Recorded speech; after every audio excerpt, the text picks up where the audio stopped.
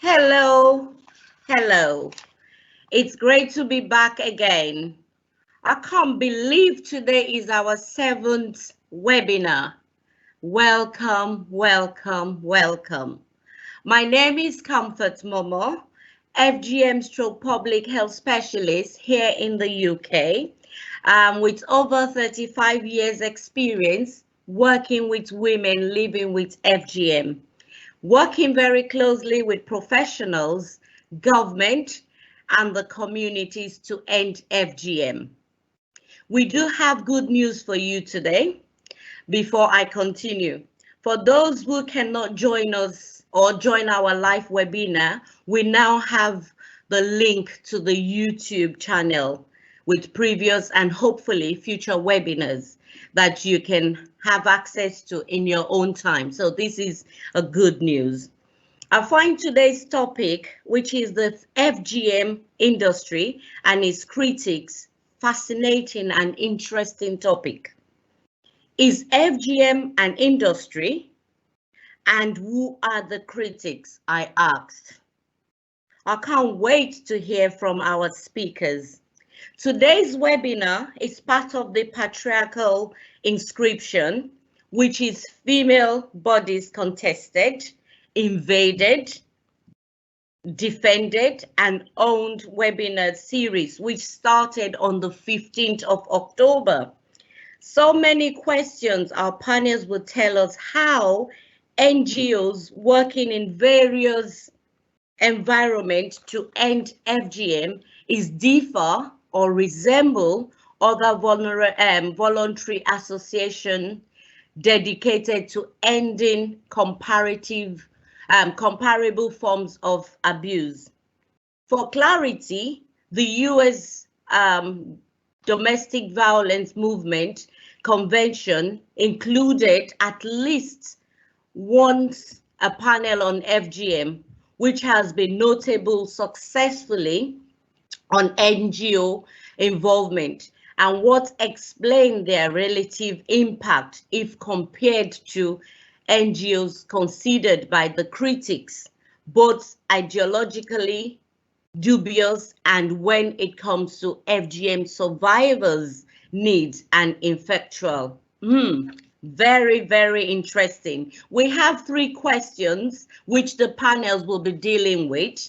The first question says, why have we continued calls for more effective intervention to prevent FGM and penalize perpetrators when it comes to critics' eyes? The past decade has witnessed considerable political will and financial support to for an abolition industry. The second question is, has the criticism concerning dubious ideology of certain NGOs been dealt with successfully? And the last question is, which innovative organizational forms have sprung up in response to local contexts and demand for collaborative support and action? You can see this is a mouthful, and we have this compact session today. Our first panel are Michelle Monse, Alireza, Sarah Lewis, Simone Ibrahim, and Sana Osman. This panel will talk us through the use of HER as an example. And our second panel will look at the de-socializing to re-socialise. Again, this is a mouthful. That is negotiating zero tolerance to end cultural shackles of patriarchal inscription of African women. And this will be done by Adebisi Adebayo.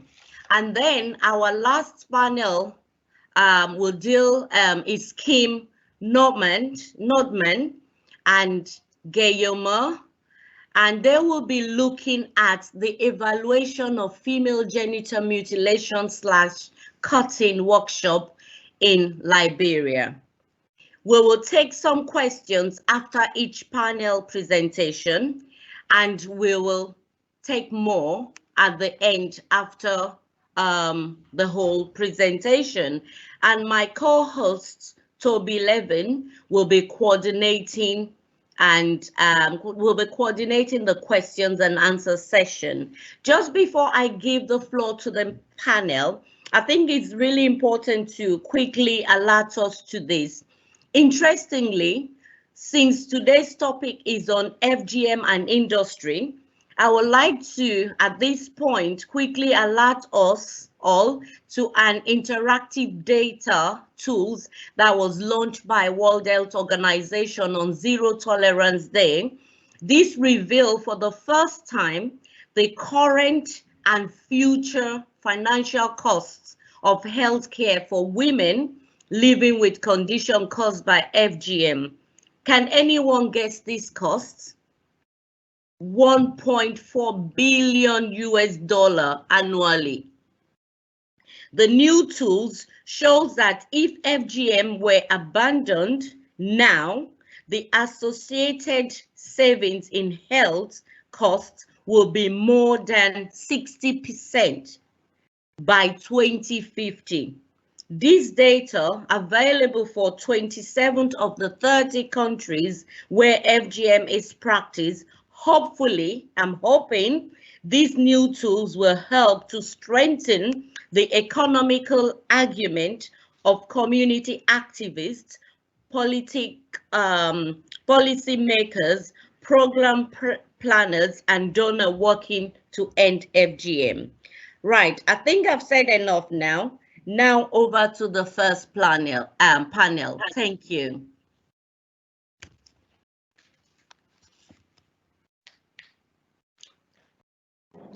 Good morning. My name is Michelle Mitchell, and I'm part of a panel of 6 people presenting today. I want to start by emphasizing that we are presenting on behalf of the entire community, and none of this work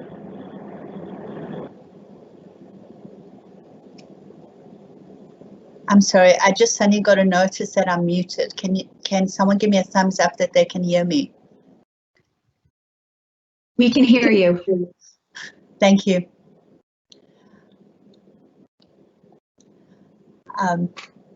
So none of this work would have been possible without our community and and everybody's courage and authenticity. There are 3 parts of our presentation today. So now we'll start by talking about what the HER initiative is, and then we'll turn it over to Simane, Sarah, and myself to discuss some of the community engagement and activities and the emerging principles. The last component of the panel will talk about the evaluation, and Michelle Manzi, myself, and Ali will discuss both the methodology and the results. And with that, I'm going to hand it over to Sana to start us.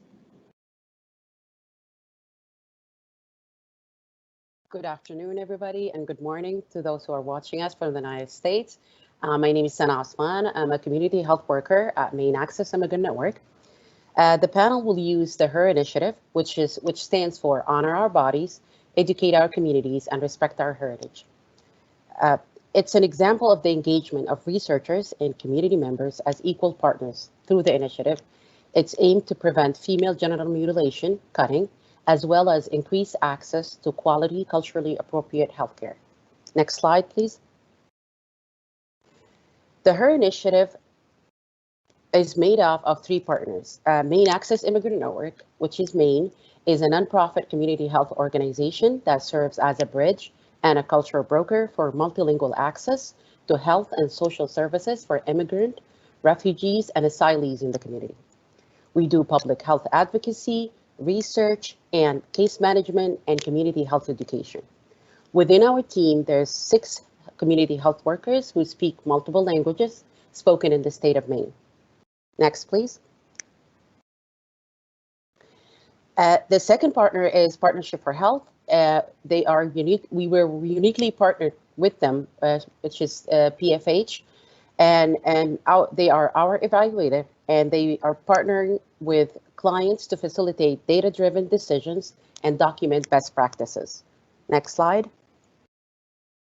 The third one was the Hanley Center, which helps healthcare providers develop the skills and knowledge to bring change to their organizations. In short, they help individuals be the change they want to see in healthcare.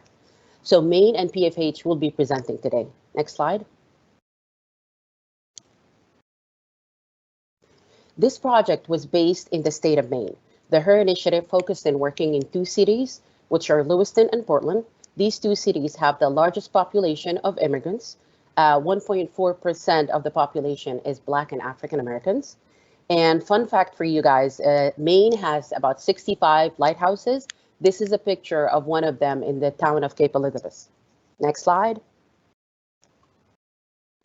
So how did HER begin? In 2014, at the request of community during a healthcare workshop for women, we developed a strengths-based public health approach to engaging conversations around FGMC. Women expressed experiencing cultural disconnect, which prevented them from receiving adequate and equitable healthcare in the local healthcare system. HER is a community-led initiative, and it was built on the belief that through education and dialogue, myths surrounding FGMC will be dispelled, cultural and linguistically appropriate care will be increased, and relationships will be strengthened. The initiative was in effect a proof of concept. We proved that community can lead and develop a community response. With the HER initiative, we took a public health approach to engaging partners in our community around the topic of FGMC. Other programs often take a domestic violence approach, but this initiative took a public health approach that was for the community, by the community, and done by the community itself. Next slide, please. So the HER initiative was expanded in 2016 with a federal government funding. The core activities included, number 1 is education and training. We identified gaps in knowledge with FGMC through surveys, and we developed resources to encourage culturally sensitive conversations between community and healthcare providers. We developed the HER Sisters Peer Program, which is community members trained to engage with the act and act as role models for young girls and women. The second activity was the community dialogue. We formed HER cafes, which are formal, informal gatherings of social gatherings facilitated by PFH and the community health workers. We provided forums at conferences and local workshops. We had panel discussions and town hall discussions with community members, faith leaders, community health workers, clinicians, HER sisters, and legislators. And for the evaluation, which was aimed at assessing the efficacy of the initiative and documenting emerging themes and practices. Next slide. So with this public health approach, we were able to accomplish the following. We facilitated over 900 safe and informed conversations about FGMC with community members, clinical providers, legislators, faith leaders in the state of Maine. We supported the submission of 10 testimonies from community members in response of FGMC legislations, informed state legislative policies and federal FGMC studies, and was presented by our community at national and international forums, including the US CDC Division of Reproductive Health, the American Public Health Association, and the United Nations. We provided the only community response to the US CDC request of public opinion to the Women's Health Assessment, to the Women's Health Needs Assessment. We collected over 1,200 extensive community design surveys measuring the knowledge, attitude, and perception, which is called CAP surveys, of FGMC among men and women in the state of Maine from the Somali, Arabic, French, Swahili, and Lingala language spoken communities. At the time, we had the largest survey sample in the United States. Next slide, please. Now I will hand it over to Sarah and Michelle to kick off our community engagement presentation. Thank you. Thank you, Sana, for a great description of what the HER initiative is and for laying the ground for the rest of the panel. While there was a lot of intentional planning, some of the broad-reaching changes resulted from activities that we were not able to participate. As Sarah and I will discuss, these were opportunities that arose that we were able to respond to collectively. But before we talk about those examples, I want to spend a few minutes defining some concepts.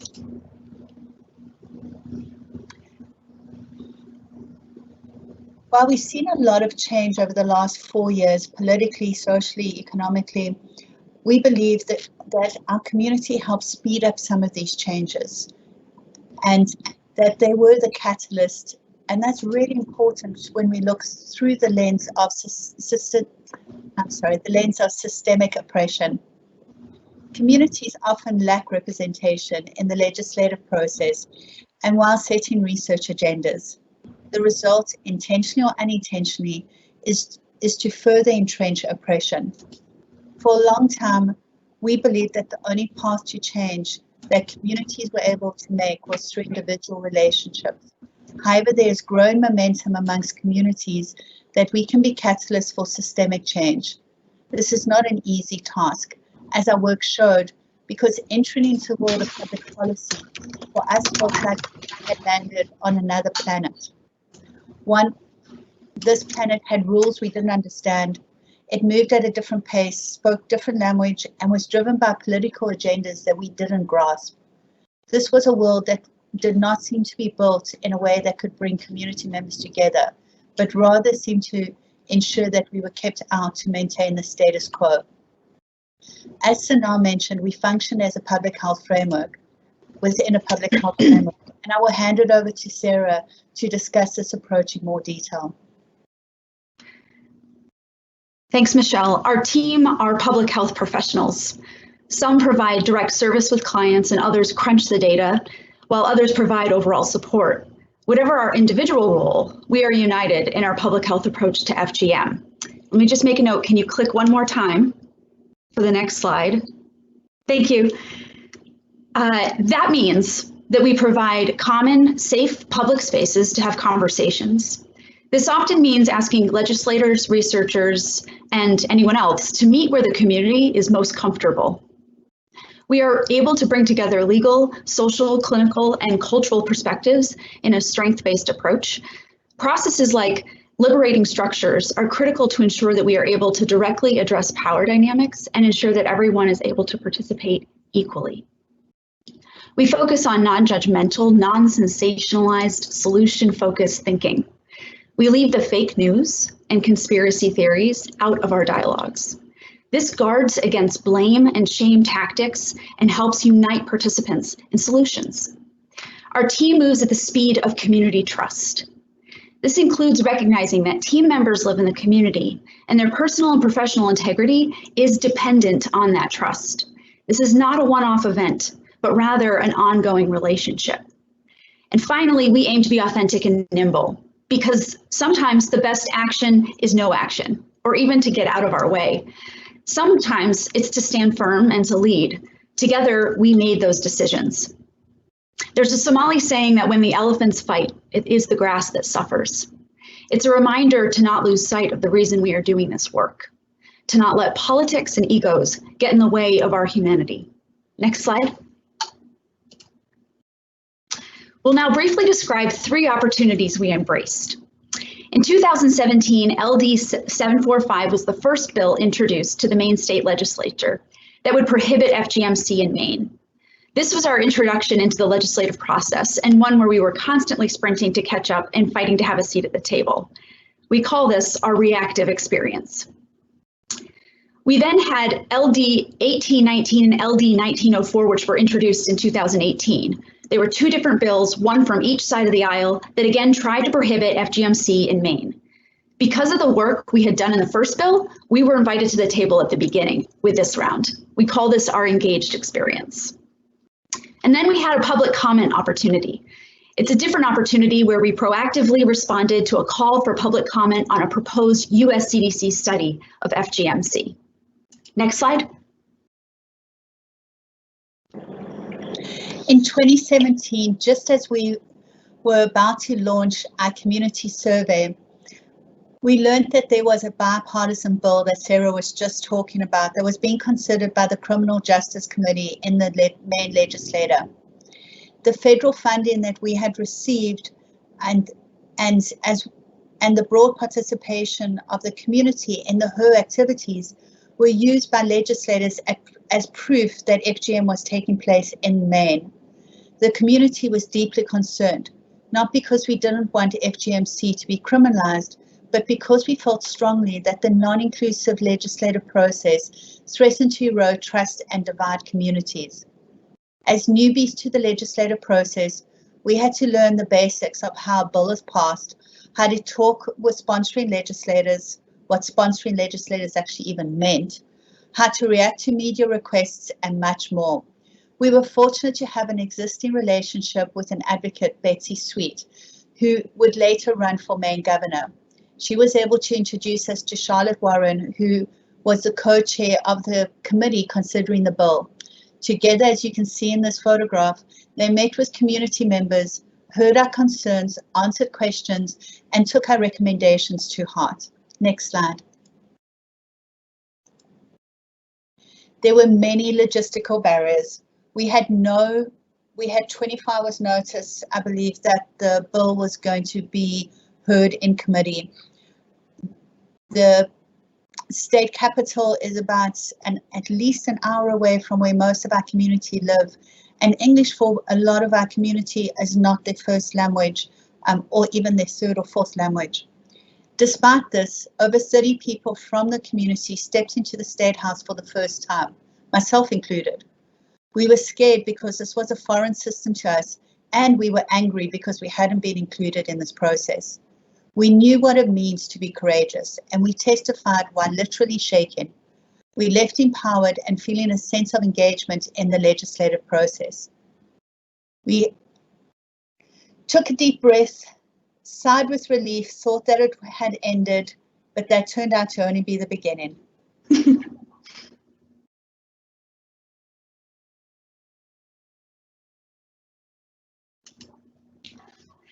In 2018, two partisan bills were introduced. The Democrats called our team before the bill was drafted to help inform this process. Again, as Michelle described, we had to mobilize really quickly and immediately put into practice the lessons we learned on the fly from our previous legislative experience in the previous year. Building on, next slide, please. Building on those relationships established in 2017, the HER initiative and our community members were invited by legislators and district attorneys to the table from the beginning. Together with 65 other community members, 50 clinical providers, imams, legislators, and district attorneys, we convened numerous times to consider and discuss potential unintended and intended consequences of the bill. We acted as a bridge to the community and medical professionals. We organized town hall meetings we organized town hall-like discussions, bringing our community together with clinicians, legislators, and multiple lobby groups. And this time we testified and stressed the importance of passing legislation that did not set us up to only criminalize our way through this public health issue. Next slide. We took a necessary leap of faith getting engaged in these legislative processes, but our engagement resulted in a few key changes. The State House became our house. Conversations, which were less prevalent in the first round of legislation, aided in exposing underlying oppression and structural racism within political agendas. And in the end, both bills died on the floor. I'll turn things back to Michelle now to discuss how the community proactively also influenced the large US CDC study on FGMC. Next slide, please. In 2012, the US CDC published estimates of women and girls at risk for FGMC. I'm sure all of us are very familiar with the study. It was misinterpreted and by a lot of people, and this harmed our communities in the US. Given our success at implementing community-led evaluation, we were invited to meet with the US CDC maternal and child health assistant branch director, to discuss our process, to share what we had learned, to share our tools, and this is a relationship that continues today. The assistant director had emailed us and told us about the call for public comment. To be honest, we would not have known otherwise that this was even a thing. And it came at a perfect time because we had just finished administering our baseline survey, and we could call on our community who had real experience both administering the survey as well as taking the survey. And that's what we harnessed and we brought everyone together, went through a process and prepared a report. Next slide. We submitted a 10-page document detailing the process and the recommendations. Many of these recommendations were adopted during the pilot study of the US CDC and continue now that the full study is underway. Maine and PFH continue to provide technical assistance to these implementers on how to fully engage communities as they implement their study. We all know, next slide please. We all know that those closest to the problem are closest to the solution, but often have the least power to effect change. These three examples show what can be done when communities are catalysts for system change. And with that, I'm going to pass the virtual microphone over to Sarah and Simane to articulate the principles of engagement that emerge throughout these HER activities. Thanks, Michelle. So, what are the ingredients you might need to implement this kind of project? There are three core ingredients, and then we'll discuss navigational tools we use to help us guide our way. You need a trusted community-based organization connected to the participating community. You need an evaluation team that is well-versed in community-led projects, and a commitment to creating a safe space that is relevant to the participating community throughout the life of the project. And just keep it on this slide, please. Thanks. Sometimes when you set out to work on a project, everyone has a different agenda and different goals, and it's hard to navigate your way without losing focus in what matters most. For instance, losing focus of what is most relevant to the participating community in the project. Over the past decade, these principles have formed the foundation of our work. However, it was only during the HER initiative that we needed to articulate them. The sensitivity of this topic and the political landscape made it important for us to articulate these principles and hold ourselves accountable to them. Why is this important? Well, these principles can be applied across projects, regardless of the resources, the environment, or the focus area. They can also act as a compass when making decisions and keeping a project or project partners focused on work that matters to the community and that is continually driven by the community being served. Next slide, please. Two of the first navigational tools include inclusivity and community decision-making. We have found that inclusivity and community decision-making was intertwined in power dynamics. Acknowledging who identified the need and possible solutions ensure that these community-driven projects are of, by, and for the community. For example, there are many different lenses from which a person can see and understand FGMC. Some of these differences include gender-based violence, clinical, public health, religion, rite of passage, etc. But the HER initiative is a community-driven and directed project. Therefore, the lenses from which it operates needed to be decided by the community. We spent a year working with the community before the HER initiative was fully funded to understand the community ideas of success, what community access could be leveraged in this initiative, and what harms needed to be mitigated. By including many perspectives, we were able to dilute power dynamics. We shifted conversation from outsiders like mainstream providers, policymakers, law enforcement who were trying to fix an FGMC problem to a more community-led solution. But the HER initiative, the community was at the driver's seats. Our role was to put gas in the car and help navigate the environment. So, including our perspective in this initial decision-making takes time and requires effort to build a relationship. This will not be new to any of you. Relationship is what community organizations do. The next two navigational tools include strength-based and collaboration. Once we knew where we wanted to go, we took stock to the strength in the social, economic, medical, and political environment around us. We also look locally, nationally for opportunities that can be leveraged. We'll look for collaboration with trusted groups and partners. For example, when the community first came to us about FGMC, their concern was that medical providers will see their circumcision and say, "What did you do to yourself?" Or like my friend provider says, "What happened to you?" We used data to unpack this construct. We realized that patients wanted more culturally informed doctors with practical knowledge of FGMC beyond the textbook. So that's where we focused. We use cultural brokers in both immigrants and clinical communities to identify champions and leaders. Through collaboration, we framed project as helping create a shared language between doctors and patients. So why is this important? Solution-driven focus on resilience versus focusing solely on problem-driven or the helplessness or victimization. Next, please. The next two navigational, oh, can you hear me? The next two navigational tools are authenticity and non-judgment. Some of the defining characteristics of these two navigational tools are that we moved at the speed of community trust, and we strive to provide safe spaces throughout the life of the project for people to come together and find solutions, such as the Her Cafes. For example, FGMC is often sensationalized and used to divide communities. We facilitated Her Cafes for community members and clinical providers. These are modeled after the World Cafe methodology, where the physical space looks more like a coffee shop where you'd meet a friend and have a long conversation. Each table has a host who is a trained community health worker, and conversations occur in at least 4 languages simultaneously.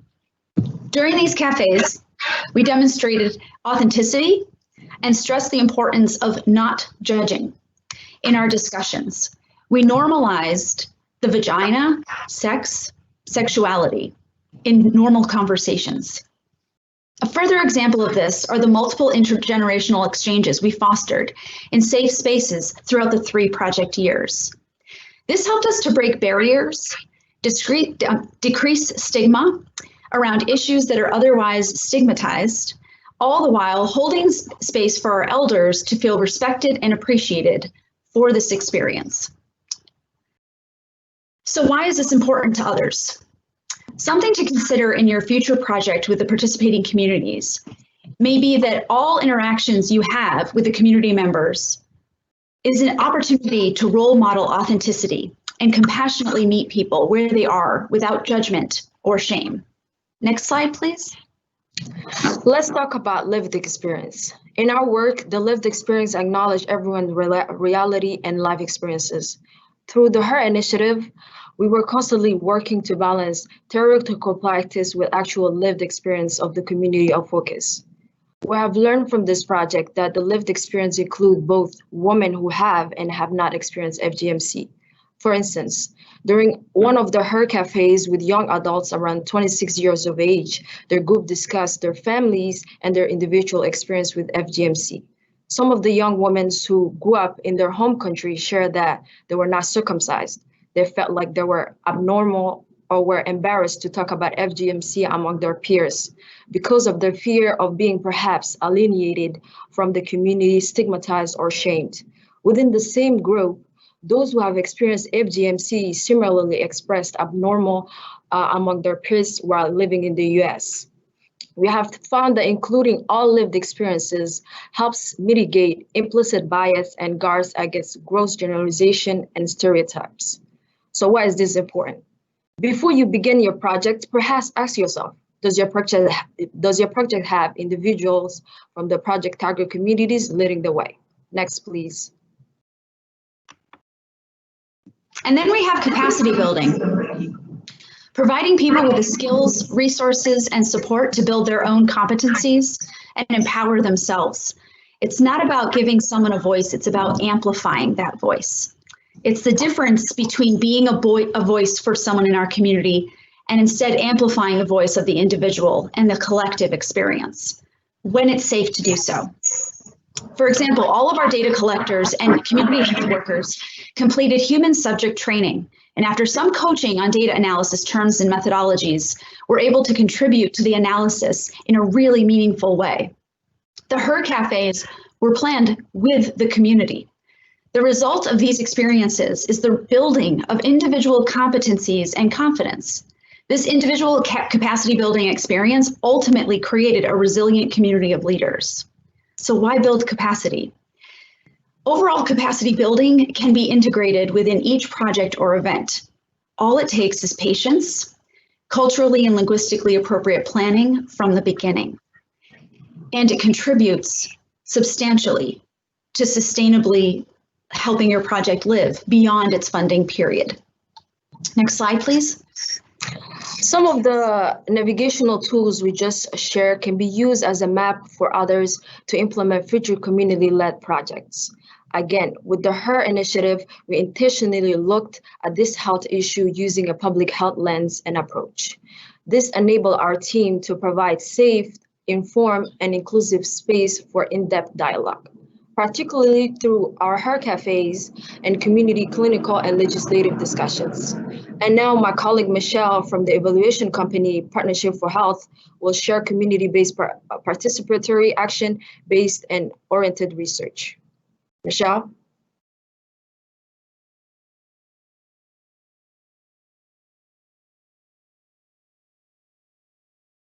Michelle, you are muted. Thank you, Sarah. This is No definitely problem. 2020. Yeah. Next slide, please.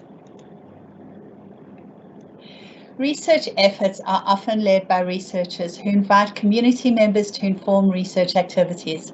At worst, this is leveraging community knowledge as free consultants, and at best is collaboration which positively impacts on both the researcher and the community. However, if you look at this model, you will see that the researcher is the focus, and it separates the researcher and the subjects. This dichotomy is established and the researcher becomes a spectator and respondents the observed. The unintended consequences of this approach is that the researcher becomes the repository of knowledge, and while respondents remain anonymous and detached from the scientific knowledge that emerges, the researcher frames the narrative and is the storyteller. Informed by Ferry's Pedogeny of the Oppressed and community-based participatory action research, our team proposed an alternative community-led evaluation approach, one that does not unintentionally perpetuate the structure of knowledge and power, but rather ensures that research is a reflexive practice that is used to co-create knowledge. Through this narrative, through this process, a narrative emerges and everyone is able to tell the story in their own unique way. Next slide, please. Next slide, please. Community-based participatory action research is a research framework that aims to address the practical concerns of community members and fundamentally changes the role of researcher and who is being researched. As a framework, it is research conducted in, for, and by communities. There are three core concepts. Firstly, it is community-based and as such is grounded in the needs, issues, concerns, and strategies of the community and the community-based organizations that serve them. Secondly, it is participatory and works directly with engaging communities and their community knowledge in all aspects of the research process and outcomes. It is action-based and action-orientated, and the research supports and/or enhances the strategic actions that lead to change. Next slide. Some key principles have emerged from this methodology. First and foremost, community knowledge is irreplaceable and provides key insights, and complex social issues cannot be fully understood or resolved by expert researchers alone. Communities are equally included and collaborated in the identification, the research itself, and the resolution of community issues, and that the community is recognized as a unit of analysis. Next slide, please. On a practical level, We asked ourselves many reflective process questions throughout the evaluation. These were openly discussed with evaluators, practitioners, academics, and community members. Many times we did not agree and had to have respectful, courageous conversations to get to a place that we all thought was the best solution. And these are just some of the questions that we asked throughout the.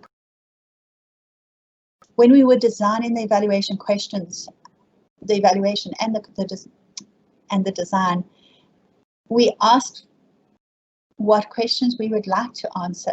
There's a lot of questions people want to answer, and I think we started with probably 10 or 15 questions and had to hone those down in terms of looking at who is our target audience? Why are we doing this research? This is not research for research's sake. This is research for community. And who are their target audience and what would be credible findings to this target audience? We also discussed when developing tools whether we go broad with surveys and get lots of responses, or if we go deep and do interviews and get fewer responses. We also asked ourselves and looked at, should we use standardized CAP surveys? There are a few of them, or should we make our own surveys that are able to reflect the unique experiences? Next slide, please. During the field work, we looked at who was the best person to implement these tools. Did gender matter? Could we only ask women to be interviewed, to ask women to complete the survey? Should men be talking to men? And those would, in some ways, it doesn't really matter what our answer was. What mattered was the discussions we had. We also spoke about the timing of the data collection. We avoided holidays such as Easter, Ramadan, Shavuot, so that we could respect the community and where they were and their realities. The analysis we did together, Ali led us in the technical side and did all the stats that a great statistician does, and we were able to look at it as a community, and these were multiple community sessions, and looked at were there surprises, gaps, what patterns emerged. One of our really interesting findings we wouldn't have even thought about if this type of analysis didn't take place. And finally, we looked at what the dissemination and what is the story we're trying to tell. The first report we have of our baseline survey, the community are really proud of it and used it on so many forums as evidence of what FGM and the community's perspective looked like in our community. That same report was submitted as part of one of the 2018 legislative bills. Next slide. I want to take a brief moment to look at some of the reflective questions we asked around ethics. These are traditional Belmont principles that all researchers uphold. Next slide.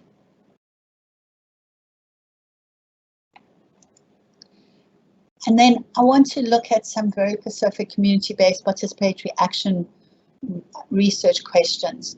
We really looked at who is the community, who represents the community. Can, African Americans versus people born in Africa, does it make a difference? Who, does the loudest voice be the voice of the community? We looked at division of labor, and yeah, it was really important to look at equity. If we were asking community members to administer the survey, were they getting compensated? If we were asking community to take the survey, were we acknowledging the time that they spent? And then when we had the results, we looked at who gets credit for this work. And right in the beginning, we decided we were a team and we all get equal credit. And who owns the data? Where is it stored? Can the community have access to the data and the findings in a way that is understandable and meaningful? And lastly, does the presentation reinforce any negative social stereotypes? Next slide.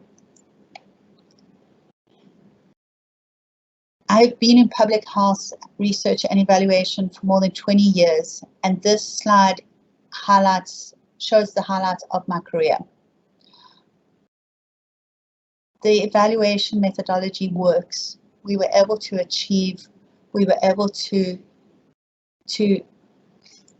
not only achieve the scientific rigor, we were able to achieve it in a way that acknowledged and worked within the community resilience. And now I'm going to hand it over to Michelle to take us through some of the findings. Thank you, Michelle, for highlighting the importance and impact of the community-based participatory action research approach. Michelle just shared with us some amazing response rates we were able to obtain through the CBPAR approach. And now Ali and I will share some of the key findings from the HER initiative. Next slide, please. The evaluation of the HER initiative followed a fixed mixed methods convergent parallel design with a quantitative focus. So we collected both quantitative and qualitative data for the evaluation. For our quantitative data, we focused on 3 surveys. First, we had the community survey, which included both men and women from the immigrant and refugee communities of Maine, and it sought to gain insight into their knowledge, attitudes, and perceptions towards FGMC. Next, we had the clinical survey, which was also assessing the knowledge, attitudes, and perceptions of clinical providers toward FGMC as a practice, as well as their cultural knowledge of treating women who had experienced FGM. And finally, we have the birthing survey, which looked at the pregnancy and birthing experiences of women in Maine, both women who had experienced FGM as well as women who had not. All surveys were implemented once in 2017 and again in 2019 for comparison between years. And we also collected qualitative data throughout the HER initiative. We held World Cafe sessions with women on various topics, and we also hosted what we called a HER Day, where we brought together women from all ages and backgrounds to discuss what it means to be a woman. All the data was brought together to try to answer a few evaluation questions with the overall aim of better understanding the landscape of FGMC knowledge and attitudes within Maine, and how this can help us understand how to break the FGMC cycle. Next slide, please. As I mentioned, one of the evaluation's key qualitative data collection activities was the HER Day, where we brought together various generations of women from all different cultures, religions, languages, and backgrounds to facilitate conversations about what it means to be a woman and how different generations of women define womanhood. Our first generation of women were the young women. This age group starts with menstruation and ends at marriage and motherhood. It's often seen as a time of blooming, discovering, and dreaming. At the HER Day, these young women defined womanhood as their belief in themselves, their strength, and their self-love. The next generation of women were the mothers. This generation was marked by childbirth and the shift in the woman's life to focus on supporting and caring for the family. For this generation, life becomes more about assuming the role of nurturer and protector of the family. At HER Day, the mothers identified themselves as the foundation of the family, but also as women with beautiful souls and spirits. And finally, the final generation were the elder women, marked by menopause and becoming grandmothers. These women identified themselves as proud, strong, and wise, and defined womanhood as being the storytellers and backbones of their family and communities. Now Ali is going to share some of the findings from the community survey. Next slide, please.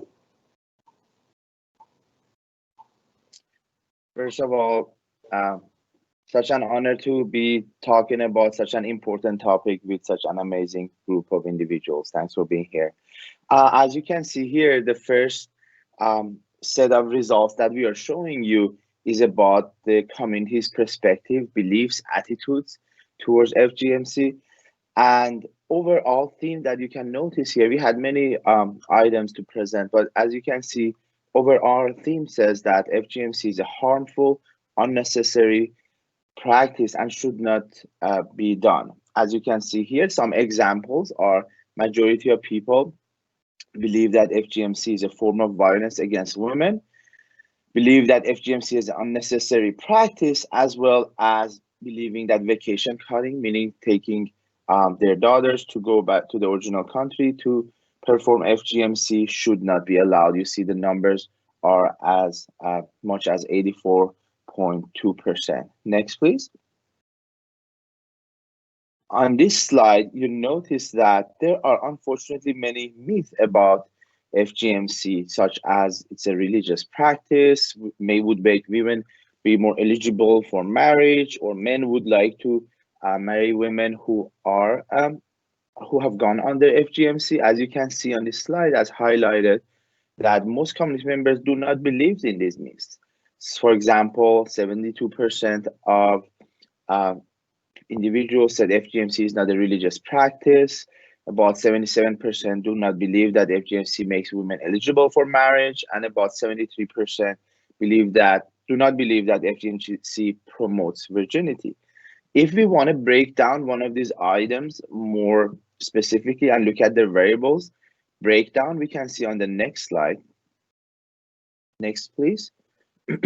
So one of the items that we looked at, and it's one of the more controversial ones, is that men prefer to marry women who have undergone FGMC. So we broke it down in terms of gender, in terms of FGMC experience, that women who have gone through FGMC and women who haven't gone, and in terms of male age. And we wanted to see, if we break down these variables, do we see differences in these subcategories? So as you can see here, the overall theme is that people do disagree with that. Men, women who've gone, majority of the people who've gone through FGMC also disagree with it, and males disagree with the statement that men prefer to marry women who have undergone FGMC. But if we look at some of the ones that I have highlighted, you see these are significant differences between these items. So for example, individuals disagreed in terms of the statement. As you can see here, more men disagree with this statement than women, 71.1 versus 63.2. If you look at individuals who agreed with this statement that men prefer to marry women who have undergone FGMC, and see the breakdown difference between women who've gone under FGMC and women who haven't, you see there's a significant difference, that women who have gone under FGMC, they are much more likely to believe that men prefer women who have gone under FGMC. But still you see that they are not in the majority, in the minority.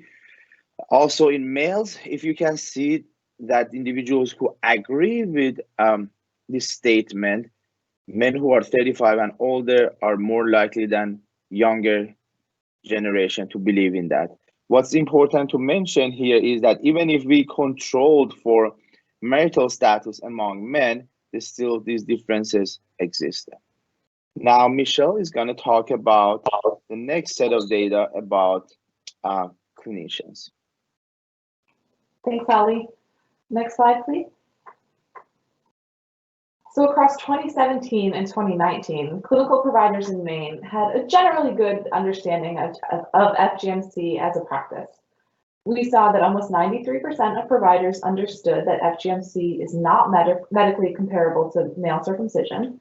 And we also saw that about 80% of providers were aware that FGMC may result in long-term negative health consequences. So though this is promising, there's still room for improvement. Next slide, please. When it came to trying to understand how clinical providers felt about FGMC and what they thought of some of the common reasons why FGMC occurs, we found some varying responses. For example, about 70% of providers believed that FGMC was undertaken for women to achieve sociocultural acceptance within their community.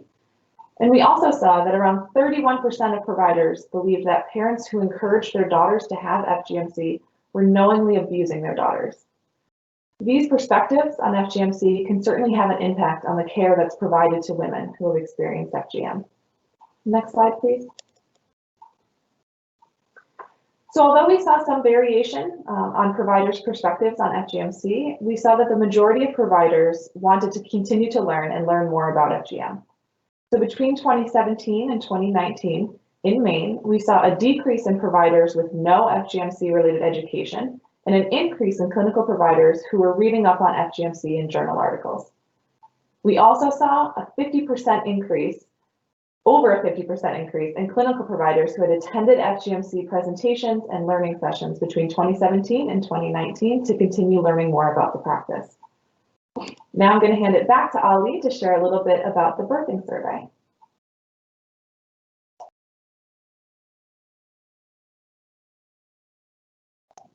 Ali, I believe you're muted. Thank you. Thank you, Michelle. As you can see here, one of the more important consequences of women who gone through FGMC is their birthing experience.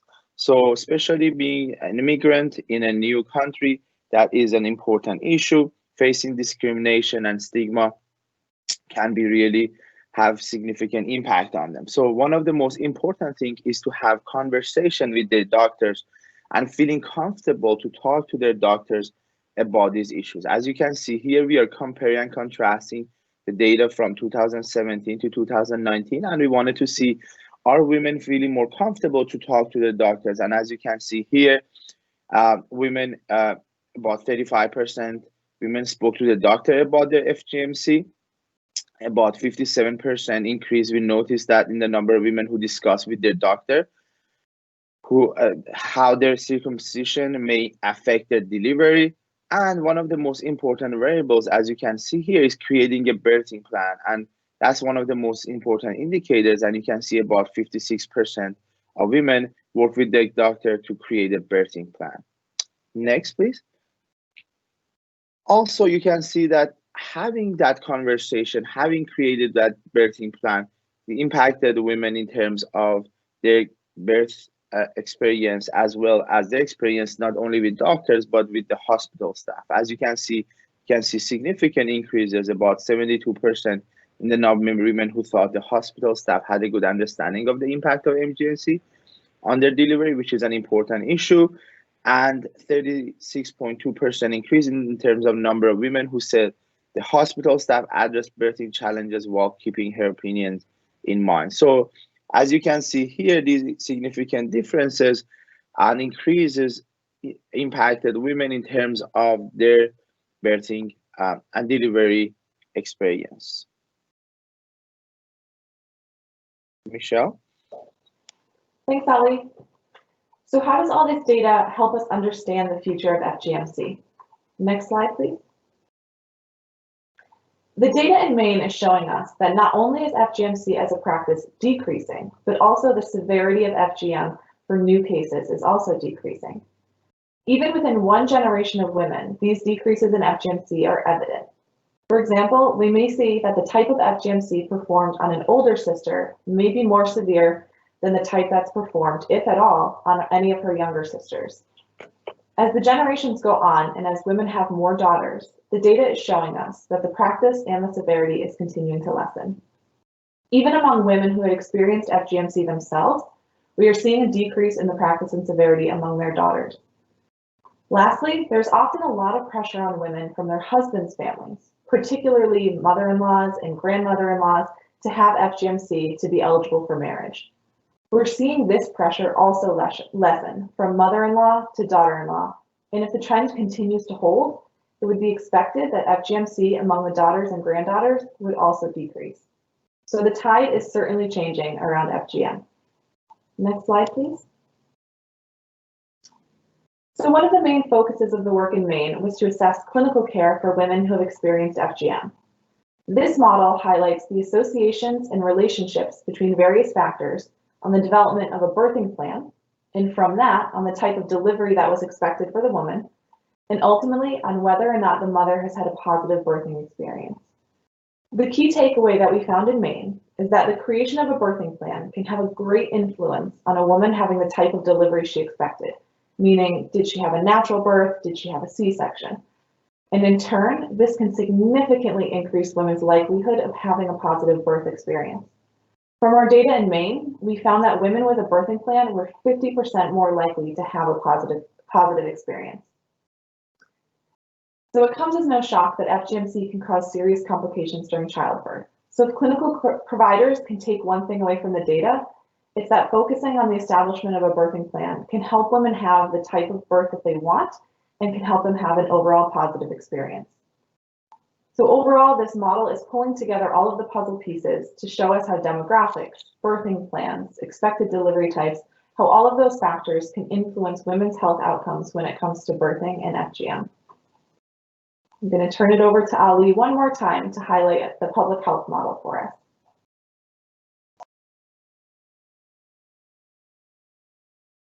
Next slide. Yes, thank you, Michelle. As you can see, this is a very busy slide and there are a lot of information here, but I'm going to do my best to kind of summarize it. This is a model that shows the emerging best practices in lessening FGMC using a public health model. You see that we are showing relationship association between various demographic variables such as marital status, age, country of origin, religion, versus some of these variables such as knowledge of consequences of FGMC, FGMC myths, and intergenerational family patterns of FGMC. And as you can see here, the important relationship and the significant relationship and association between knowledge of consequences of FGMC and FGMC myth and how that impact intergenerational family patterns of FGMC. So what we believe is that education is what you need to stop FGMC. We need to dispel common FGMC myths and increase knowledge of consequences of FGMC to impact the intergenerational pattern of FGMC, and as a result, make differences. What we believe is that we cannot just criminalize our way through FGMC, and our goal should be based on increasing knowledge, education, and raising awareness. Now I'll hand it to Michelle. Thank you, Ali, and thank you to the team. Just to summarize, here's some of the takeaway messages we would like to leave you with. The HER initiative shows that community-led initiatives work, that a public health approach can help create inclusive, safe spaces for everyone.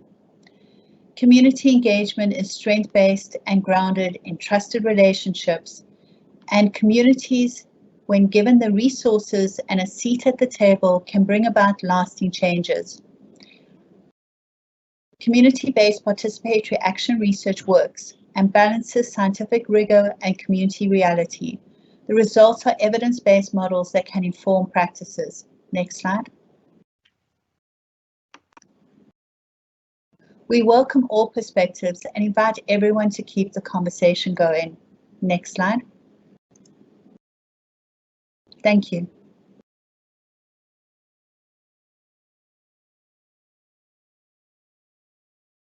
Hello. Thank you so much for that. Thank you so much for explaining and highlighting her initiative as an holistic, non-judgmental and inclusive public health approach. I really love it because it's very inclusive and is working with the community, which is very fantastic. I love the one of the statements that you made saying the state's house became our house. I love that because definitely to influence change, you have to try anything and everything. Power dynamic is very key. I'll now give the floor to my co-hosts, Toby, to look at some of the questions. Toby? Thank you, Comfort. I hope I'm unmuted. Yes, there are a number of questions, but I do want to encourage our guests, that is those who are not on the panel, but have joined us to benefit from these marvelous presentations, to please make use of the question and answer function. We want, I think, only one question at the moment, Comfort, is that correct? So it's a little bit difficult to find the one that I think is most fruitful, but I will ask you something that occurred to me. I was thinking during your presentation of the Somali community in Minnesota. Have you contact with them? Have you learned from them or they from you? That's one part of the question, and the other part also is very factual based. When you assemble community members, is it traditional to provide them with refreshment, per diem, childcare, transportation? And now I'm thinking, of course, of anything that takes place in Africa, because of course it's self-evident that has to happen there. So those are the two parts, Minnesota and how do you assemble the communities? I'd also like to mention my meeting Michelle on December 12th, 2018, when she traveled all the way from Maine to a workshop I was holding at Harvard, and I was so impressed. And now I know even more, better, why I was so impressed. Yeah, this is wonderful. So, thank you, Toby. And I'm going to ask Sarah if she can speak to the relationship with Minnesota and actually other organizations that we've had relationships with across the US. And Sarah, I can follow up on the meals and the pro diem if you like. That'd be great, thanks. And I'll have Sana and Simane chime in as per usual when I say something that I've forgotten something. But the experience of being a grantee with the Office of Women's Health grantee cohort was really huge for us. We're in a small state, small population. Even though we have similar populations in other states, such as Minnesota, but it really gave us the opportunity to partner and in more nationally. One of those, a couple of those partnerships have occurred in Minnesota. But what's also interesting is that Minnesota isn't very new for us, in the sense that we have several of our communities have now moved from Portland, Maine to areas in Minnesota, because it is a thriving community for in particular for Somali language communities. But we have relationships and networks that are very personal in Minnesota. And through the grantee cohort, we were able to make wonderful partnerships that I think will last. They will be lasting because we worked so closely together with all of the grantees in that cohort from the Office of Women's Health. It was really unique. But yeah, I would say more than anything, we have more even personal relationships in Minnesota with our other refugee immigrant groups. And in other states too. Is there a particular reason why Minnesota? I'm just curious. I understand that Minnesota has the largest, population of Somalis, and in my mind was, of course, how unusual it seems at first that your project should originate from Maine, if you pardon my asking that. Yes, and that's actually a really good question. And Michelle, I'm thinking because that brings up. And it's not the first time we've heard that question, and I think it is important to clarify that the fact that it was not based on high rates of FGMC in the state of Maine. It was based on the way in which this project was proposed to the Office of Women's Health, and the fact that it was entirely community driven.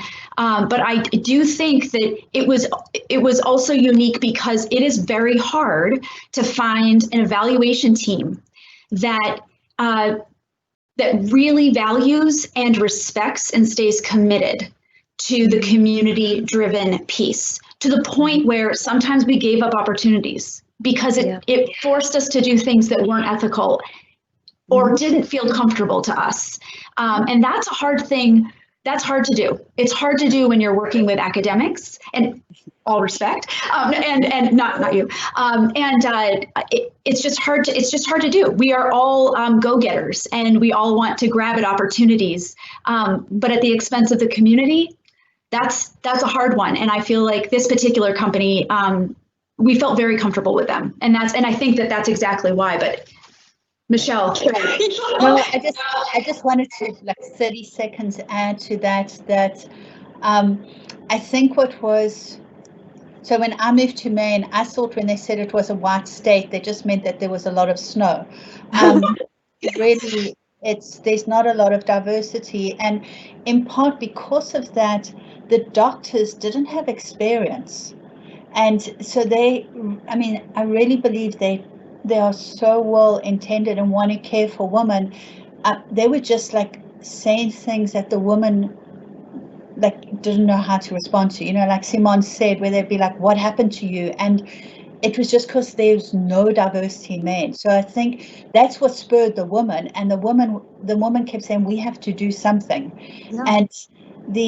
And I wonder if it was a more diverse state, if that need would have arisen. Michelle, thank you very, very much. I know there's a lot more to be said, but our program is so very full. I want to thank you also, all of you, from the bottom of my heart. I found that so encouraging what you have accomplished. And now I turn it back to Comfort to introduce our next speaker. Yes, thank you so much. I echo that. Thank you to all the speakers, and thank you, Toby. And now we go to our next speaker, which is Adebisi Adebayo. Over to you. Thank you so much, Comfort. Thank you, everybody. That was a very interesting presentation.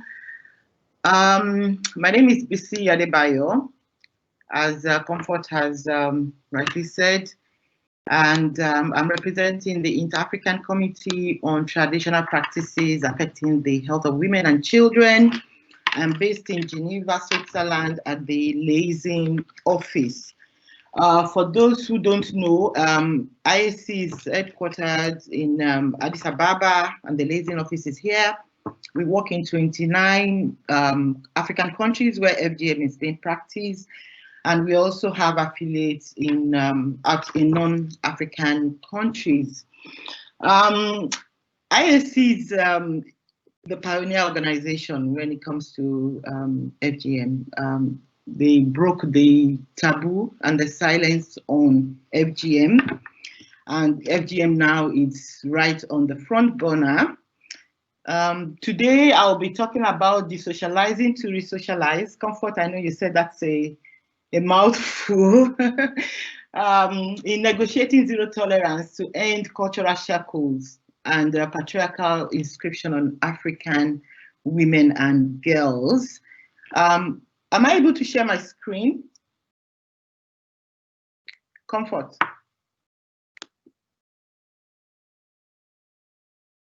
Can you hear me? Yes, we can. Taylor? Yes, can I share my screen? Yes, please go ahead. Okay. Yes, you've had success. Good. You can all see that now, right? Okay. So, as I was saying, IAC was the first organization to recognize, to set aside February 6th as the International Day on Zero Tolerance to FGM, which now coincidentally and very fortunately has been adopted by the UN General Assembly as a UN International Day, and it's been widely celebrated all over the world now. I can testify to that even at this level here, among the international community in Geneva. IAC spearheaded the resolution and worked with the different African heads of state, and they led the resolution to the General Assembly where it was adopted. Let me go to my next. Yeah, I won't go into the different types of FGM. I believe some of the other speakers would probably have mentioned that. We have 4 different types according to the WHO classification.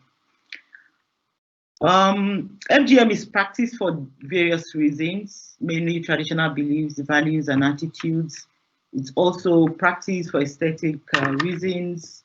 Some believe also for cleanliness and hygiene, as well as to preserve the virginity of the girl child. This afternoon, I will be talking about some of the questions raised by this session, which mainly is why the persistence of FGM.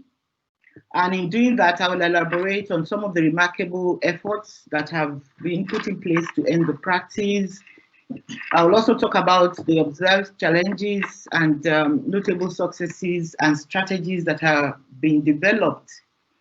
I'll also try to contribute to the debate within the human rights framework and explain further on the nexus of human rights, gender equality, and FGM as a patriarchal mark, as well as highlight some of the sustaining factors.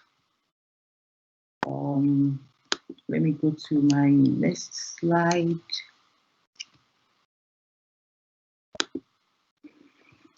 Yes.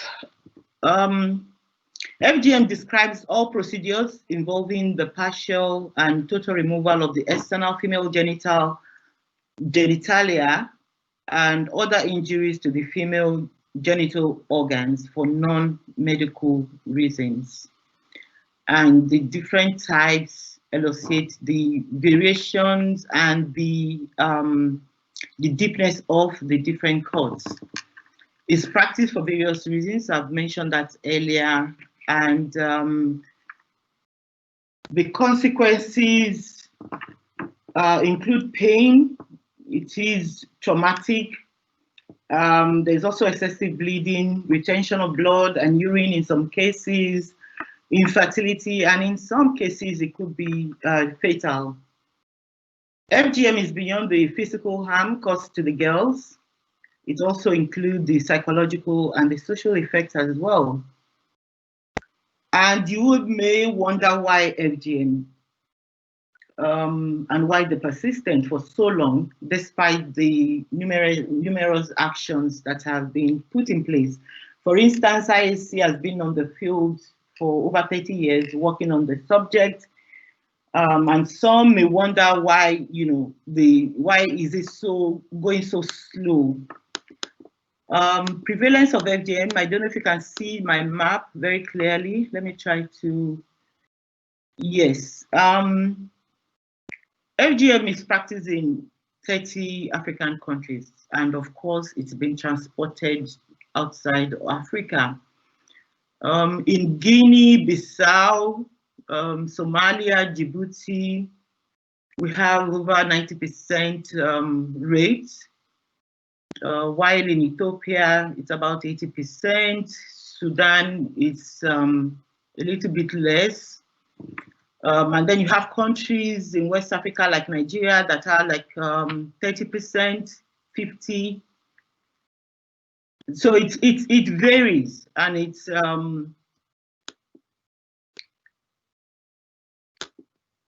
practiced for different reasons in the different countries.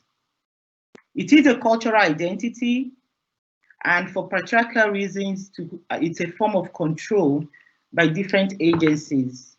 The custodians of culture, in some cases, the older women also insist on the practice. There's also argument that it's a requirement for marriageability in some communities. There is also the religious angle to it. All in all, it is a manipulation by the different agencies for one ultimate purpose, which is patriarchal oppression. There's also the argument, the human rights argument, my body, my rights. In some communities, the national laws allow that FGM can be practiced on any girl above the age of 18. And there's that argument, you'll find young women over 18 years old willingly submitting themselves to FGM because they believe so much in the practice for various reasons. So it is a global issue. It's not restricted to the confines of Africa. It's been transported to different countries across Africa. And the difference between the prevalence among older and younger women is not so great. You'll see from my slide there, in Somalia, it's among the age group 35 to 39 is 97%, whereas among the age group 15 to 19, it's 99%. Oh, sorry, that's the other way around. So there's just 2% difference between the two age groups. In Egypt, it's also less than, it's about 12%. Gambia is the same. So, you know, and that goes down, yeah, in places like Kenya, you can see there's, the difference is larger, about 20%. But all in all, overall, the difference between the younger and the older generation and the practice is not so wide. There are some remarkable wins and successes. The UN General Resolution is a great win, because this got different countries now interested in discussing the issue. I can cite the example of what happens here in Geneva at the Human Rights Council when it's time for any resolution on FGM to be passed at the Human Rights Council. You know, most of the countries are quite willing and ready to discuss the issue. And same thing applies to when we're organizing events, including the International Day on Zero Tolerance to FGM, which is now widely celebrated across the continent, across the globe actually, and every country wants to be involved in that.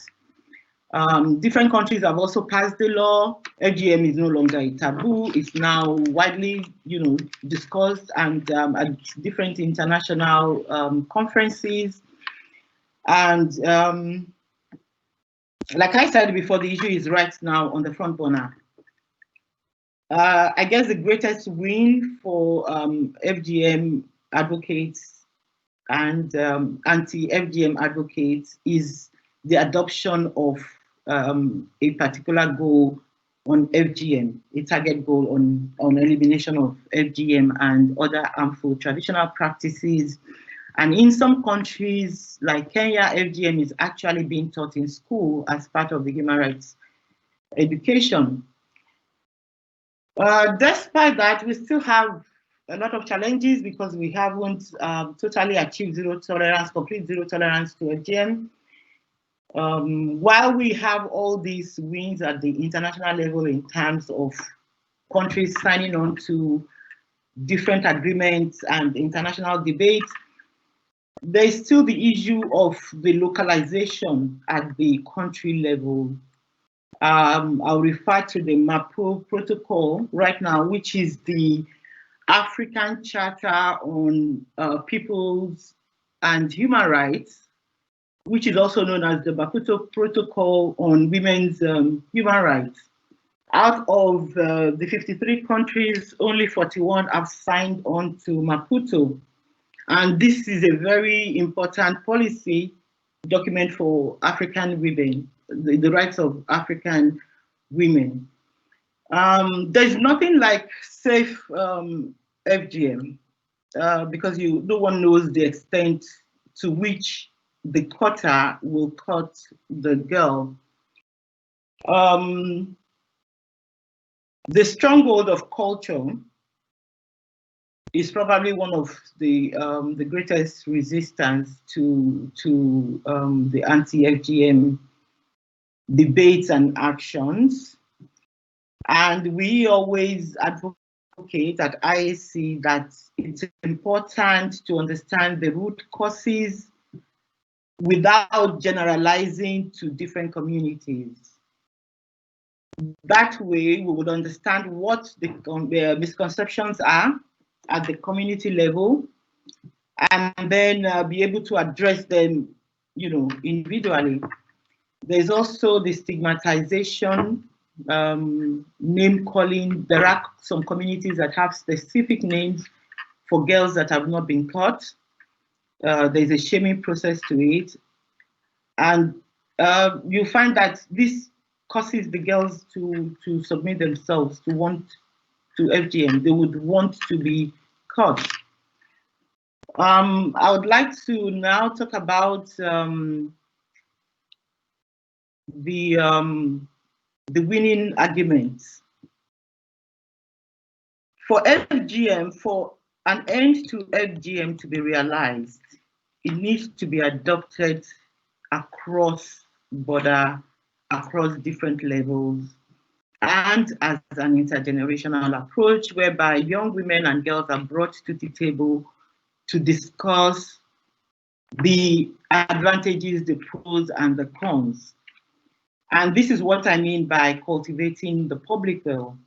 Because in as much as we have governments signing on to the different policies and agreements, international agreements, these policies have not been adapted at the local level and they have not been localized.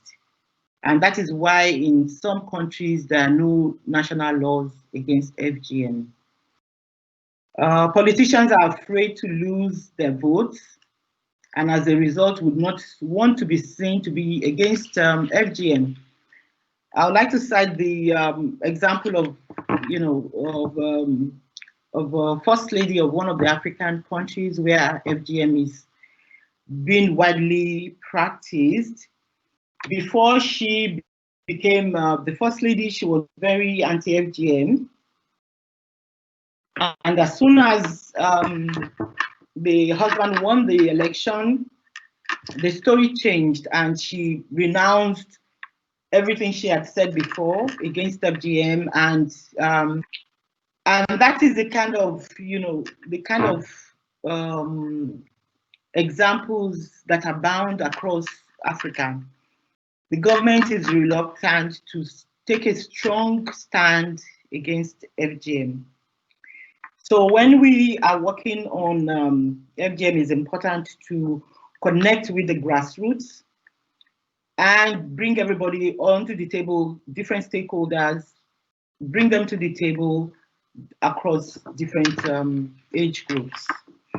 Abandonment actions must be community-led, negotiating with the custodians of culture. There are no ways to address the control parts and the patriarchal hold on FGM, except we go through that education, awareness, raising awareness, and engaging in discourses on the issue. To end FGM, and I'm glad one of the speakers ahead of me, I think it was Ali, that mentioned the importance of education in stopping FGM and increasing education and raising awareness level. If you look at my table here on the impact of education, you'll see that communities with no education, that is in yellow, the FGM is higher practice among that the group of people. People with primary education fared a little bit better, and secondary education shows more significant impact. And I guess as we go up, with post-secondary education, the impact is going to be more enormous. So FGM is a cultural tone, and the resistance to it is actually very embarrassing, and one cannot but sometimes get frustrated at this kind of pushbacks on actions and efforts to end the practice. Like I said before, we need to negotiate with culture, we need to negotiate with the custodians of culture. I don't believe very much in alternative rites of passage, although that is a step forward. And sometimes we may need to agree and reach compromises. Alternative rite of passage is one of those compromises. But there is also the fear that how sustainable is alternative rite of passage? The girls' fine may not be cut at a certain point, But when they grow older, will they remain uncut, or they will go back and submit themselves for FGM? There is a current group right now in UK that are advocating for FGM, and a lot of the girls older than 18 have gone back to their countries because they are now adults, and they've gone back to their countries to be caught. In a place like Sierra Leone, where they have the Bondo community, and this society rather have a very strong hold on the society and on women, because it attains some values and some rewards to women that have been caught. It gives them some kind of hierarchical position in the society, and this can actually be described as giving them, making them equal par with the male counterparts. Another thing that I would like to mention is persecution. Although there are not a lot of cases of persecution, but it leaves us with a mixed feeling. So I wouldn't propagate that as a way out, because what happens to the children when the mother is taken away? I remember a current case in Uganda, in UK, of a Ugandan lady that was persecuted because she had caught the little girl. And when she was sentenced, I felt so bad, and I was like, what will happen to this little girl who was barely, I think the girl was less than 2 years old. So I insist that we need to stay on the path of education and raising awareness to unlearn cultural norms that were thought to be relevant. Some of these excuses and some of the reasons given to sustain the relevance of the reasons why FGM is being carried out are obsolete. And there are now modern techniques and strategies that could take care of that. For instance, preserving the girl's virginity. We have family life education to do that. Sex education will educate the girl to abstain and delay the initiation of sexual relationships. So some of these arguments have been dismantled, and this makes FGM obsolete. So I would insist that, to de-socialize, we need to increase the level of education and awareness on the need to end the practice, understanding the root causes and sitting down on the table. Human rights is FGM is a human rights violation, and this is one of the information that should be propagated to different communities. I'll stop there for now and, see if there are any questions from anybody. Thank you. Thank you, Bissy. Thank you, Comfort. Yes, excellent. Thank you so much, Bissy. I do agree with you that we need to strengthen the political will. This is very key and very important, as well as continue to raise awareness and working with the communities and the key people. Before I hand over to Toby, I will use my power as the moderator to ask you 2 questions, BC. My first question is, IAC as the oldest and pioneer, have you seen any shift in attitude and mindset? Because as a Nigerian myself, I know, is it Dr. Thomas? The late Dr. Thomas, and I know about her work, her fantastic work that she did maybe in the 70s, 60s, and 80s. So I'm aware of that. So in view of that, have you seen any shift in mindset and attitude? That's my first question. And my second question, this is on behalf of so many NGOs that I work closely with in terms of funding. There's so many NGOs, grassroots people working fantastically, raising awareness, but there's lack of funding. Is there any advice you can give to these frontline campaigners? And over to Toby now. Thank you. Yes, the questions I would, I'm hesitant to suggest, but I will, that we save the answers, Bissy, until after we hear the next two presentations. Okay. Because time is of the essence at the moment. So we'll have the question for Bissy and the questions, Dr. Adebayo, and the questions for our two next presenters after they present, if that's okay. Okay. Thank you so much, Toby. So we go to the last presentation, the last panel then. Am I right in saying that? Yes. Okay. So our last panel are Kim Notman and Gelly Mo. Over to you. Thank you so much. Thank you very much. I'm just gonna share my presentation quickly. You can see my presentation now? Yes. Amazing. Okay, perfect. So good afternoon, ladies and gentlemen. I'm Kim Nordman, and I feel very honored to present our findings of the evaluation of the FGMC workshop that we conducted in Liberia. And I'm very happy that previously it has been said that education is really important and a key. So just to give you a bit of background, I try not to be repetitive. FGMC is a deeply rooted cultural practice affecting more than 200 million girls and women in at least 30 different countries, mainly in Africa. So there exist 4 different types of FGMC, of which 3 types are excisional.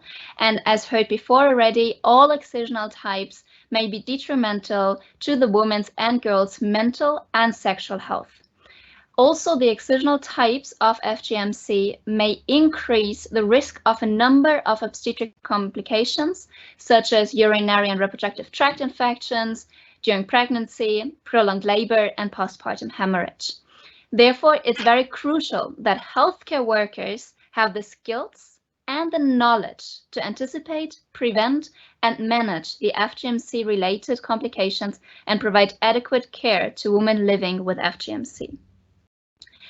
Liberia is one of 30 countries in which FGMC is prevalent, and according to the 2019-2020 Liberian Demographic and Health Survey, the prevalence of FGMC is at 38.2% in Liberian women aged 15 to 49. The highest prevalence is in the north central and in the northwestern provinces, and it's important to note that there are huge disparities in terms of prevalence between the different counties of Liberia. Liberian women undergo FGMC as an initiation ritual to the secret Sanders Society. Since the Sanders Society is a secret society, the members are not allowed to speak to non-members about any matter that happens within the society. That also includes the initiation ritual and the practice of FGMC. They fear repercussions, including their own death, if they do publicly share. Other reasons, such as purity or sex drive control or marriage, as we heard earlier, they appear in Liberia to be secondary reasons to justify the practice. Further, Liberia lacks legislation against FGMC. So despite the high prevalence, available training for healthcare workers and how to manage FGMC-related complications is very minimal. In a qualitative study from 2017, midwives report that education on complications of FGMC was not part of their studies. And to the best of my knowledge, the government does not provide any programs for healthcare workers on FGMC either. Studies undertaken in Mali and Kenya showed that FGMC training provision to clinical staff may enhance staff's knowledge about FGMC and its related health complications. Therefore, we designed and implemented such a healthcare worker training in Liberia. It's a 2-day training that included education on FGMC complications concerning obstetric care, mental and sexual health, and is based on the WHO clinical handbook, Care of Girls and Women Living with Female Genital Mutilation, that you can see on this slide here. To improve healthcare provision to women who have undergone FGMC, tailored FGMC trainings as the one conducted need to be assessed and ameliorated.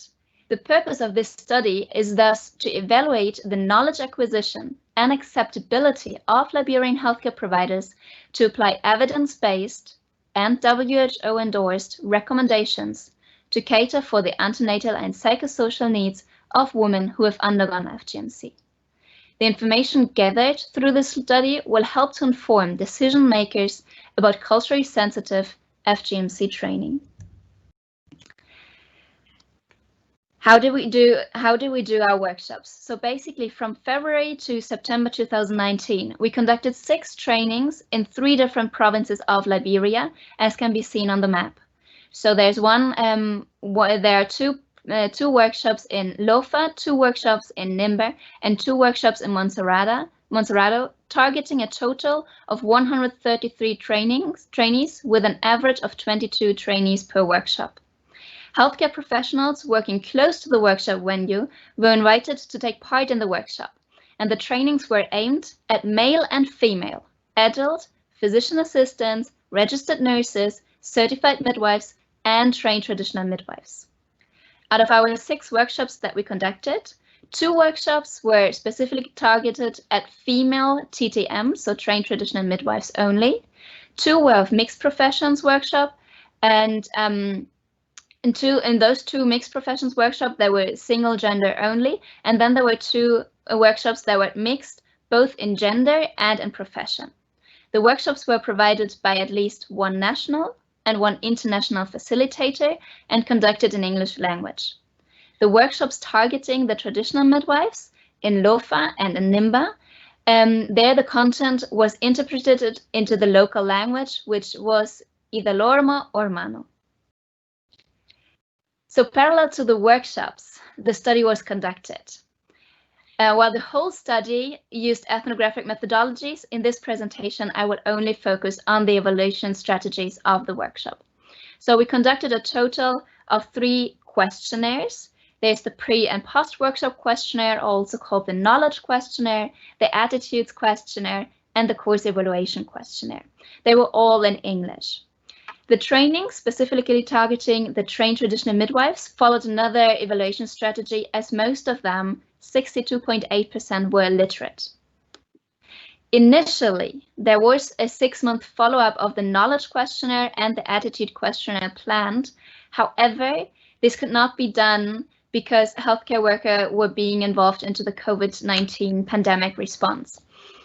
So the pre-workshop questionnaire, how has it been done? The pre-workshop questionnaire was distributed at the beginning of the workshop, so the first day, and then at the second day at the end of the workshop to the participants. It examined the confidence, knowledge, and skills, the self-perceived confidence, knowledge, and skills of healthcare professionals. And then there was a second part asking questions, single choice questions. There were a total of 20 points could be achieved. Then we have the attitudes questionnaire that was either administered at the end of the first workshop day or at the beginning of the second workshop day. This consisted of 5 single, 1 question was a multiple choice question targeting the healthcare workers' understanding of FGMC. And lastly, we have the course evaluation questionnaire that was asked to be filled in at the end of the second workshop day after the post-workshop questionnaire. This consisted of a small part about the satisfaction and then followed by 5 open answer questions about the satisfaction of the workshop. Coming to the socio-demographics, so who took part in our workshop? As said, there was a total of 133 healthcare workers trained in our workshops. Out of the total number of trainees, 74.4% were female, with a mean age of 43 years. Male trainees were slightly younger, with a mean age of 33.5 years. Almost all male trainees attended a training in Montserrado, which is the capital region, and over half of them are registered nurses. The remaining male trainees were either physician assistants, 20%, or health science students, 18%. the range of professions for female trainees at the point of training was much broader. So we have 44% of traditional midwives, 20% certified midwives, and 27% registered nurses. Nearly half of our trainees worked in nearly half of the male trainees, worked in a hospital, and we have 12.8% of the total trainees work in communities, 57.9% working in primary healthcare, and 24.1% working in the hospitals. Coming to the attitudes questionnaire, as said, not all trainees, or not the questionnaire for the attitudes that was right now evaluated was the attitudes questionnaire that was distributed at the workshops, not only targeting TTMs. So the workshop was administered, it was a voluntary questionnaire and anonymous.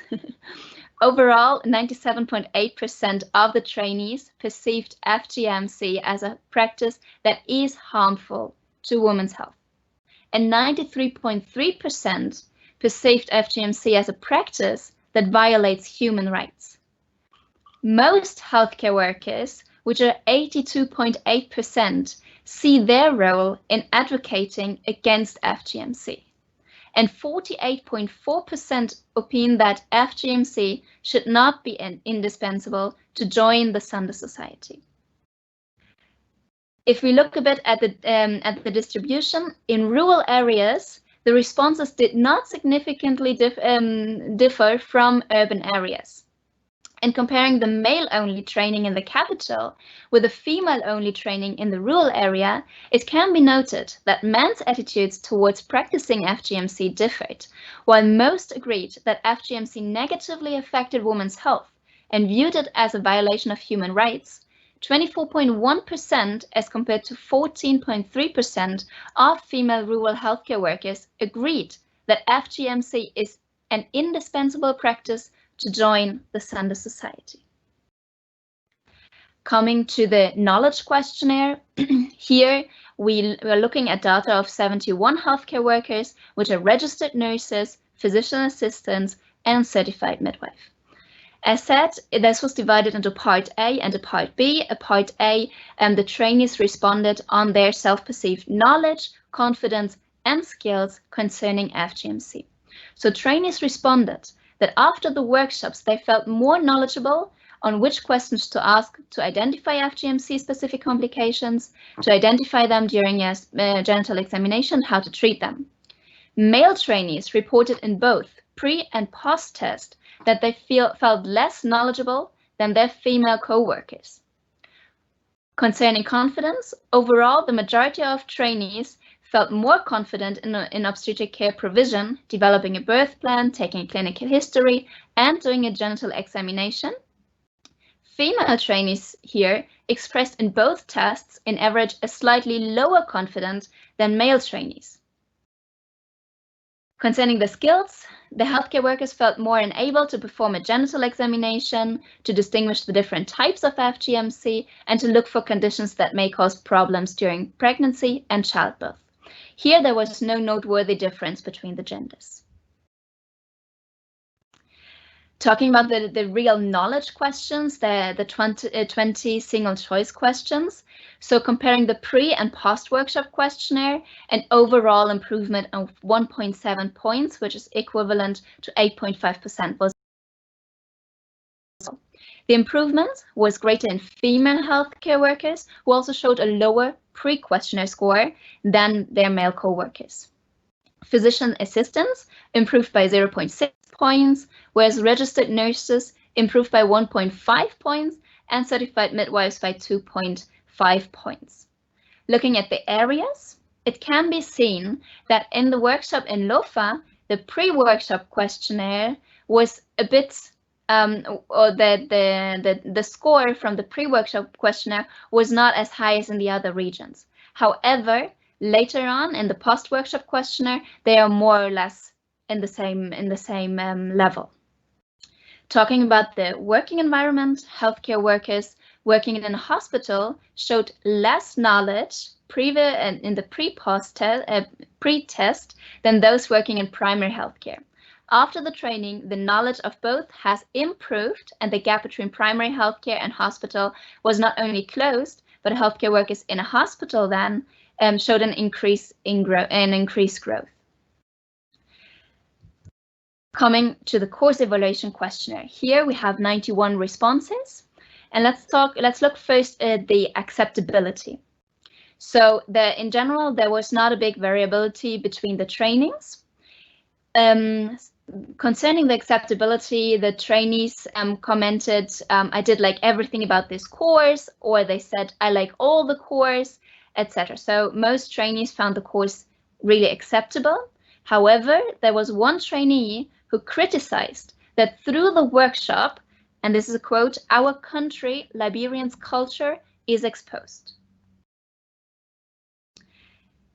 Next, talking about the satisfaction. So across all workshops, the trainees were satisfied with the workshops. They rated it an average of 4.5 out of 5 points and said it helped them to understand the effect of FGMC. Further, the trainees evaluated the quality of the course contents quite high with a 4.3 out of 5. Concerning the course structure, trainees said they were satisfied with the topics covered in the training, saying that the course was rewarding and educative.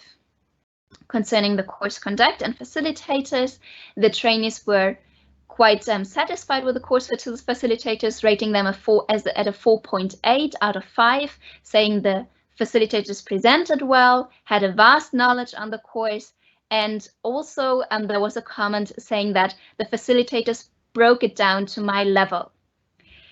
Something that really was highlighted as well is that in all trainings, the group work was praised. One trainee explained, as said here on the slide as well, that was the group works where we had to brainstorm and come up with possible solutions to whatever task that we were given, defending it in the form of a presentation. And that enabled me to think critically and back my view. Looking at the knowledge acquisition.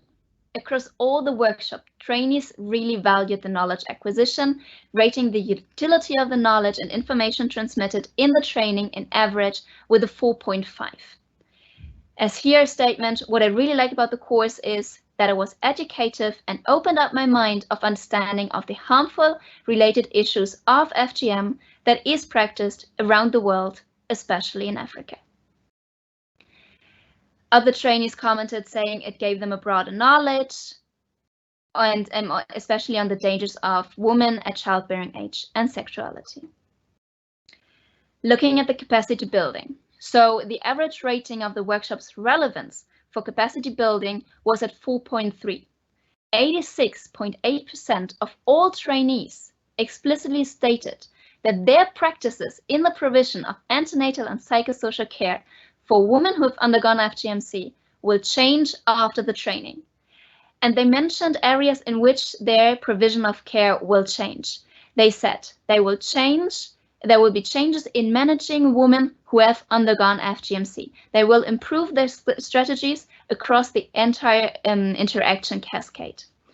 Then they said there will be a change of the healthcare of their mindset. So, for example, people said that they will talk to the woman politely, they will show more love, and they will let her know that it's not her fault. And lastly, the last area that could be identified was health education. So healthcare provider emphasized that this workshop enabled them to give health education about FGMC in their facility and communities and educate the people out there. As one participant says, this workshop can lead to a reduction of the maternal mortality. Let's talk a bit about the strengths and limitations of this study. So a strength of this study is definitely the high participation in the workshop and in the questionnaires in a country where secrecy is spread around FGMC.